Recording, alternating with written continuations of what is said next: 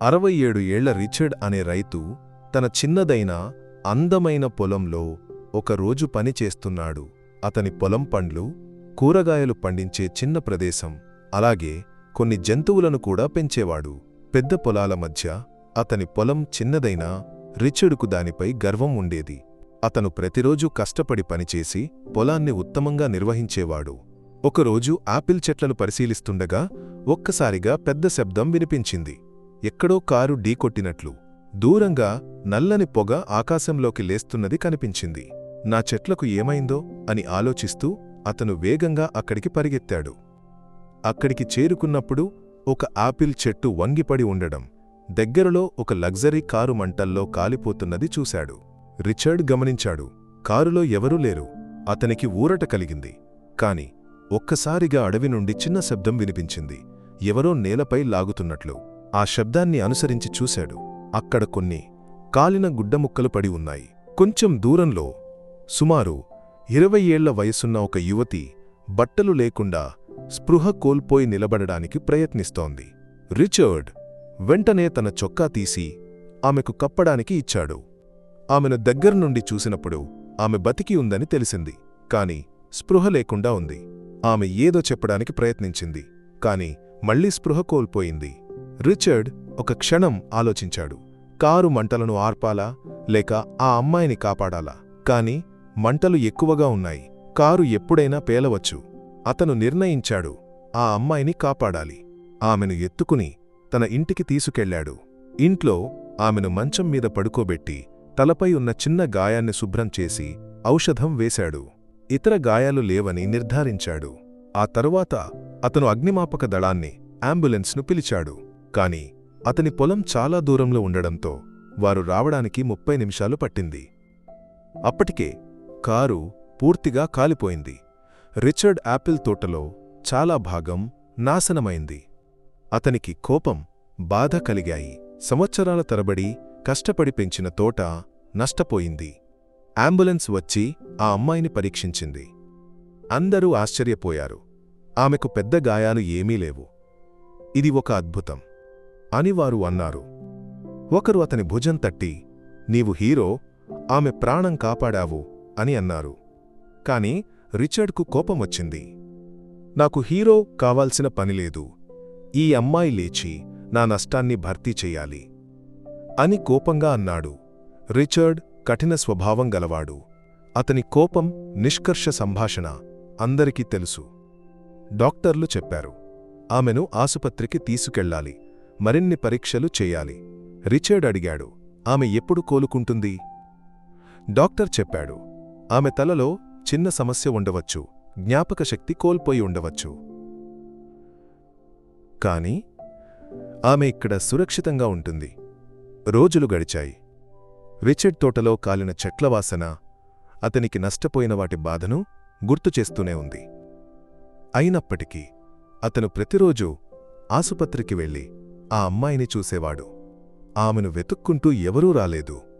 పోలీసులకు ఆమె గురించి ఎటువంటి సమాచారం లభించలేదు. రిచర్డ్ మాత్రమే ఆమెను చూడడానికి వచ్చేవాడు. అతను ఒక్క మాట కూడా మాట్లాడకుండా ఆమె మంచం పక్కన కూర్చునేవాడు. కొన్ని రోజులు అతను ఆమెకు పూలు తెచ్చేవాడు, కాని ఎవరితోనూ చెప్పలేదు. ఒక నెల తరువాత ఒకరోజు ఆ అమ్మాయి కళ్ళు తెరిచింది. రిచర్డ్ ఉత్సాహంగా డాక్టర్లను పిలిచాడు. కాని ఆమెకు ఏమీ గుర్తులేదు. ఆమె పేరు, ఏం జరిగింది, ఏమీ లేదు. ఆమె, నా ఫోన్ ఎక్కడా? అంతా అందులో ఉంది అని అంది. కాని ఫోన్ కారులో కాలిపోయింది. డాక్టర్ చెప్పాడు, ఆమె ఇక్కడ ఎక్కువ రోజులు ఉండలేదు. రిచర్డ్, నీ ఇంట్లో కొన్ని రోజులు ఆమెను చూసుకోగలవా? మేము ఆమె కుటుంబాన్ని కనుగొనడానికి ప్రయత్నిస్తాం. రిచర్డ్కు మొదట ఇష్టం లేదు. అతను ఒంటరిగా జీవించేవాడు. అంతా ఒక క్రమంలో ఉండేది. కాని అతని మనసులో ఏదో మార్పు వచ్చింది. అతను, సరే, కొన్ని రోజులు అని అంగీకరించాడు. ఆ అమ్మాయిని పౌలా అని పిలిచారు. కాని అది ఆమె నిజమైన పేరు కాదో తెలియదు. పౌలాకు రిచర్డ్ ఇంటికి వెళ్లడం ఇష్టం లేదు. ఈ ముసలివాడితో నేను ఎందుకు వెళ్ళాలి అని కోపంగా అంది. డాక్టర్ చెప్పాడు, రిచర్డ్ నిన్ను కాపాడాడు. అతను ప్రతిరోజూ నిన్ను చూడడానికి వచ్చాడు. నీ కుటుంబాన్ని కనుగొనడానికి ఇదే ఉత్తమ మార్గం. పౌలా చివరకు అంగీకరించింది. రిచర్డ్ పాత ట్రక్కులో వారు ఇంటికి వెళ్లారు. పౌలాకు ఆ ఇల్లు నచ్చలేదు. ఇంటర్నెట్ లేదు, టీవీ కూడా సరిగా లేదు. ఇక్కడ ఎలా బతకాలి అని ఫిర్యాదు చేసింది. రిచర్డ్ శాంతంగా చెప్పాడు, నీ కారు నా తోటను కాల్చేసింది. $2000 నష్టం. నీవు ఇక్కడ పనిచేసి దాన్ని భర్తీ చేయాలి. పౌలా షాకైంది, కాని చివరకు సరే అని అంది. ఆమె పొలంలో పని మొదలుపెట్టింది. జంతువులకు ఆహారం పెట్టడం, క్యారెట్లు కోయడం, అన్నీ. రోజులు గడుస్తున్న కొద్దీ పౌలాకు రిచర్డ్ కొంచెం అర్థమవడం మొదలైంది. ఒక రాత్రి ఆమె అడిగింది, నీకు భార్య లేదా? రిచర్డ్ చెప్పాడు, నాకు భార్య ఉండేది, కాని ఆమె నన్ను వదిలేసింది. నాకు ఒక కూతురు ఉండేది, కాని ఆమె తల్లి ఆమెను నా నుండి దాచింది. ఆమె పేరు పౌలా, నీ పేరులాగే. పౌలాకు అతని పట్ల సానుభూతి కలిగింది. అతని కోపం వెనుక పెద్ద బాధ ఉందని ఆమె అర్థం చేసుకుంది. ఒకరోజు పోలీసులు రిచర్డ్ ఇంటికి వచ్చారు. వారు ఇంటిని తనిఖీ చేసి పౌలాను కనుగొన్నారు. జోవన్నా అనే స్త్రీ వచ్చి రిచర్డ్తో, నీవు నా కూతుర్ని కిడ్నాప్ చేశావు అని అరిచింది. రిచర్డ్ షాక్ అయ్యాడు. నేను ఎవరిని కిడ్నాప్ చేయలేదు. ఆమె నా తోటలో ప్రమాదంలో చిక్కుకుంది అని అన్నాడు. తర్వాత తెలిసింది, పౌలా రిచర్డ్ కూతురే. జోవన్నా ఆమెను చిన్నప్పుడు తీసుకెళ్లి రిచర్డ్ను కలవనివ్వలేదు. పౌలా ఒక ప్రసిద్ధ నటి, మోడల్. పౌలక్స్ అనే పేరు ప్రపంచానికి తెలిసినది. ఆమె తల్లి ఆమెను నియంత్రించేది, కాని పౌలా తన తండ్రి గురించి తెలుసుకోవడానికి ప్రయత్నించింది. వారి మధ్య గొడవ జరిగింది. పౌలా కారు తీసుకుని వెళ్ళింది. అలా ప్రమాదం జరిగింది. పోలీసులు ఆమెను తీసుకెళ్లారు. జోవన్నా రిచర్డ్ను దూరం ఉండమని చెప్పింది. కాని పౌలా తన జ్ఞాపకాలను తిరిగి పొందింది. ఆమె తల్లి వ్యతిరేకతను అధిగమించి రిచర్డును కలవడానికి తిరిగి వచ్చింది. ఒకరోజు రిచర్డ్ తన తోటలో ఒక స్త్రీని చూశాడు. అది పౌలా. ఆమె చెప్పింది, రిచర్డ్, నీతో కలిసి కొత్త ప్రారంభం కావాలి. మనం కొత్త ఆపిల్ తోటను తయారు చేద్దాం. నేను అన్ని ఖర్చులు భరిస్తాను.